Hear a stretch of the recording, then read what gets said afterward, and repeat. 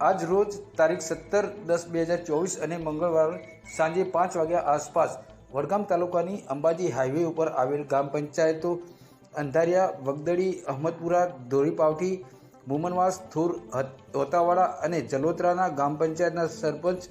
શ્રીઓ અને વહીવટદાર અને તલાટીઓ દ્વારા સફાઈ કામદારો દ્વારા આઠમથી પૂનમ સુધી સ્વચ્છતા સફાઈ અભિયાન હાથ ધર્યું હતું, જેમાં જલોત્રાથી અંધારિયા સુધીની અંબાજી હાઈવે ખાતે પગપાળા ચાલીને અંબાજી જતા યાત્રાળુઓને કોઈ તકલીફ ના પડે અને સ્વચ્છતા જળવાય તે માટે ભાદરવી પૂનમના મહામેળામાં અંબાજી હાઈવે ખાતે સતત સફાઈ અભિયાન હાથ ધરી ગ્રામ પંચાયતોના સરપંચો અને વહીવટદારો અને તલાટીઓ તેમજ સફાઈ કામદારો દ્વારા સ્વચ્છતા હી સેવા સફાઈ અભિયાનની સુંદર કામગીરી કરી હતી।